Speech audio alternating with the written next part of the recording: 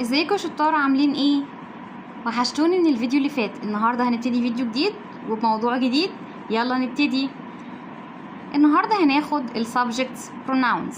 ايه هما ال subjects pronouns؟ اللي هما ضمائر الفعل. الضمائر اللي هي كلمة بتيجي مكان الاسم المفرد او الاسم الجمع، العاقل او غير العاقل، مذكر او مؤنث. هناخد البروناونز بتاعتنا اللي هما عبارة عن ايه؟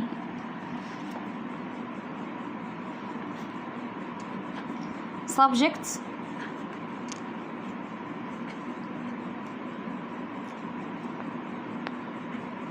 pronouns اللي هما ضمائر الفعل. ايه هما ضمائر الفعل؟ زي ما قلنا، ضمائر هي كلمة بتيجي مكان الاسم بتاعنا، سواء كان مفرد او جمع، سواء كان عاقل او غير عاقل، سواء كان مذكر او مؤنث. زي ايه البروناونز بتاعتنا بقى؟ زي I،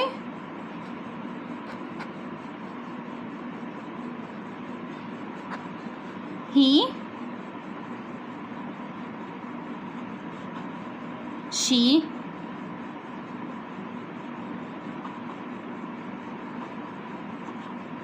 و it، we،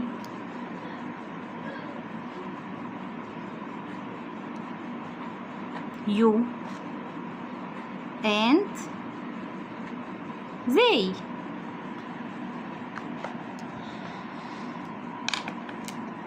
الاي بتاعتنا اللي هي مفرد عاقل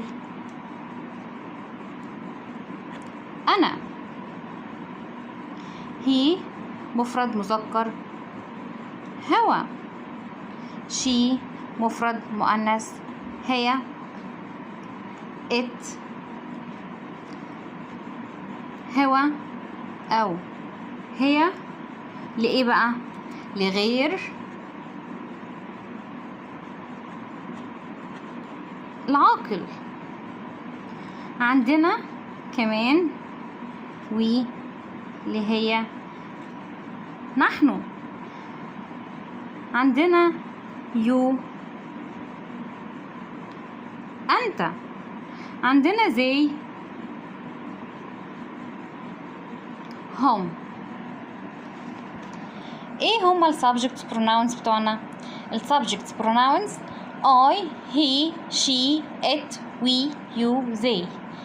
أخدناهم وأخدنا هما ايه باللغة العربية. يلا يا شطار، ايه هما تاني ال subject pronouns؟ ال subject pronouns اللي هما ضمائر الفعل. قلنا ضمائر الفعل اللي هي بتيجي ايه؟ تحل محل الاسم. الاسم ده اللي هو الناونز بتاعنا، سواء مفرد او جمع، عاقل او غير عاقل، مذكر او مؤنث. I بنستخدمها لما باجي اتكلم عن نفسي، he لما باجي اتكلم عن شخص عاقل غير موجود معانا، او اختصار بدل ما اقول اسمه بقول هو. she للمفرد المؤنث. it بنستخدمها مع هو او هي لحاجة غير العاقل. we بنستخدمه لما بنيجي نتكلم عن الجمع اللي هو نحن. you لما باجي اخاطب حد انت. they للجمع اللي هم. لو انتوا استفدتوا النهارده من الفيديو بتاعي، اتمنى ان انتوا تعملوا لايك للفيديو وتشتركوا في القناه لو انتوا اول مره بتشوفوني. اشوفكم في فيديو جديد ان شاء الله مع مس اسراء. باي باي.